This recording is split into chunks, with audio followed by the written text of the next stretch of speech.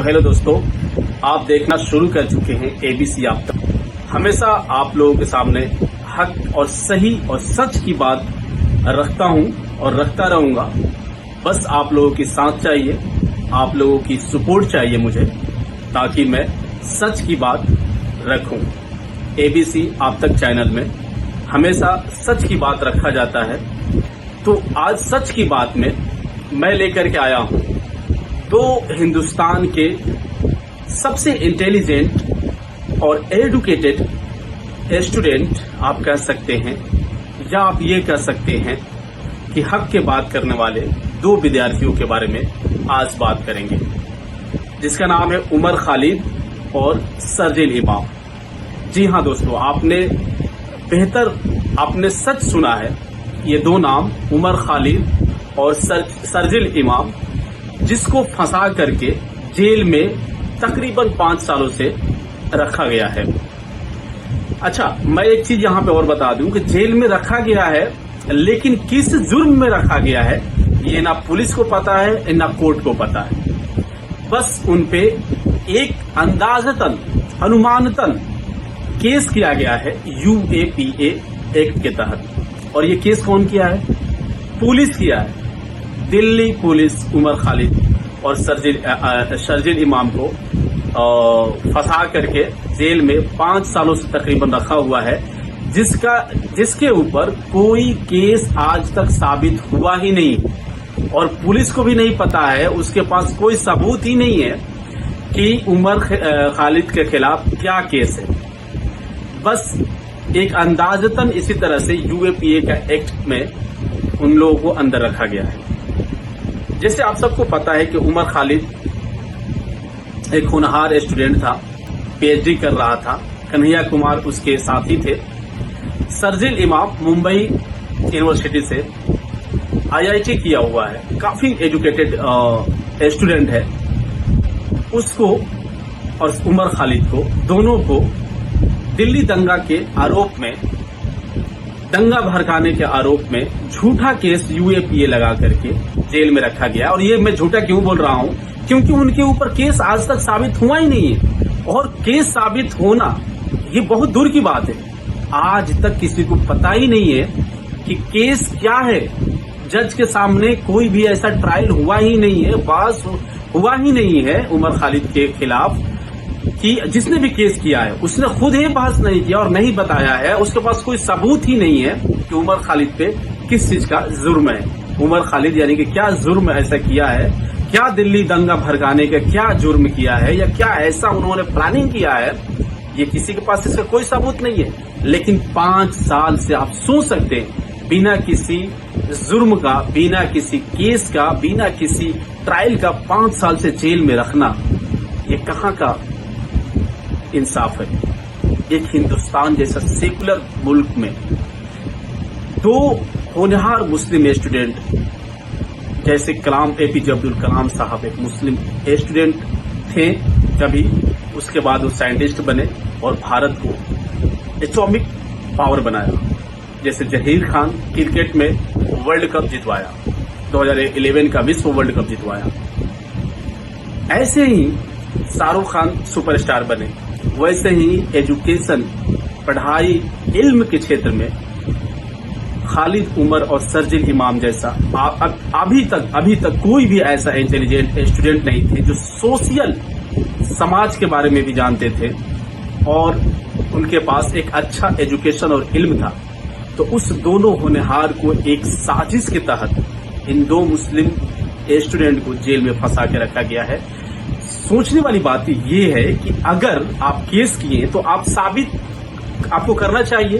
Delhi police अगर case किया है, मोर देन 100 केस डाला है इन दोनों के ऊपर, बेमतलब का 300 200 जितना मन में आया है केस लिखवा दिया है, जिसका कोई सबूत नहीं है, बस लिखवा दिया है।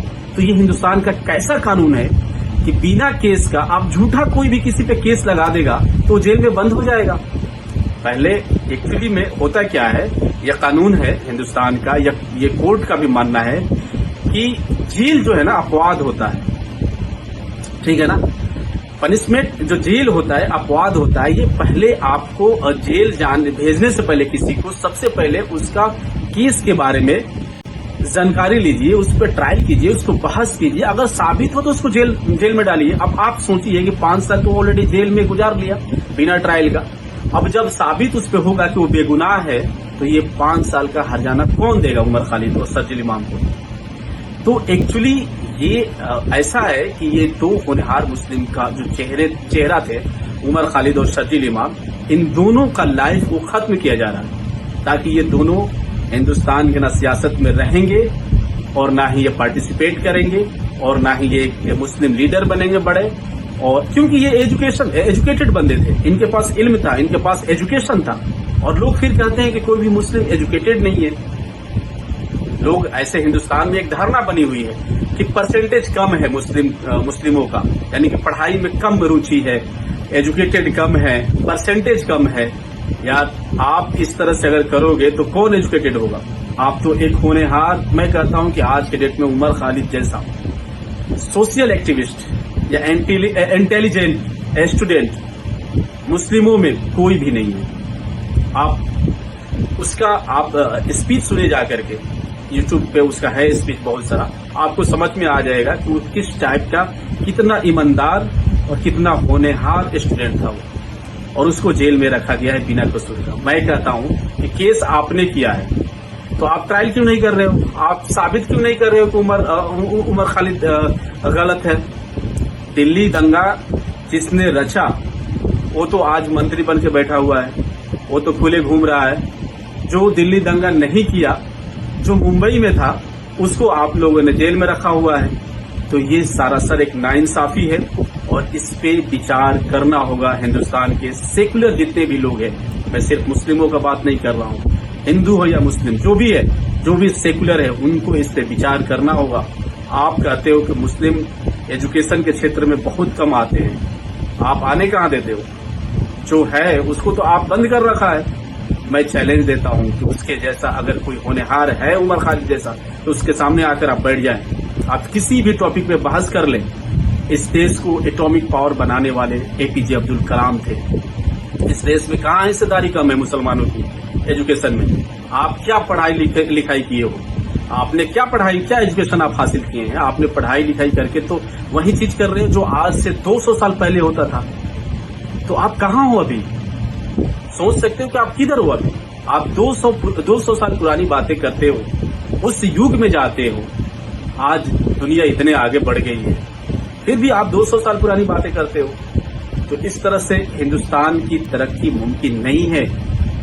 सबका साथ चाहिए, सबका विकास चाहिए, तो सबका भागीदारी जरूरी है। और उमर खालिद और शरजील इमाम जैसे होनहार स्टूडेंट को आपको बाहर करना होगा। ऐसे स्टूडेंट को आप जेल में रख करके क्या करोगे? उसके लाइफ के साथ आप खिलवाड़ कर रहे हो। आप 5 साल 10 साल उसके लाइफ को जेल में डालकर उसको खत्म करना चाहते हो, उसकी कैरियर, ताकि उसके बाद वो करेगा क्या फिर? जब उसका जो पीक टाइम है, जो very very important essential time है जिसका, उस बंदे का एसेंशियल टाइम को आप जेल में डालकर खत्म कर रहे हो, उसके बाद वो निकल के क्या करेगा? कन्हैया कुमार उमर खालिद के दोस्त थे, लेकिन आपने, उमर खालिद मुस्लिम था, शरजील इमाम मुस्लिम था और काफी इंटेलिजेंट स्टूडेंट था, इसके वजह से उसको सिर्फ जेल में रखा गया है। मैं दिल्ली पुलिस से ये पूछना चाहता हूँ कि तुम्हारा सबूत किधर है? और उमर खालिद पे तुमने केस किया है तो तुम सबूत पूरा करोगे ना कोर्ट में कि उमर खालिद करेगा।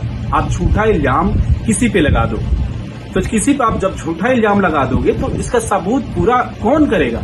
साबित कौन करेगा? आप करोगे ना। आप झूठा इल्जाम लगाए हो तो आप साबित करो। अगर आपके पास नहीं है सबूत तो उसको निकालो जेल से।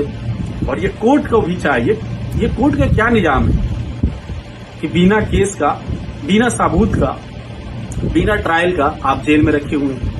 जब जेल अपवाद होता है तो फिर जेल में क्यों रखे हैं? स्टूडेंट को एक यूएपीए के झूठा केस क्यों लगाए हैं? और झूठा केस लगा करके एक होनहार स्टूडेंट को, जो हिंदुस्तान का एक फ्यूचर था, उसको आप बर्बाद कर रहे हो।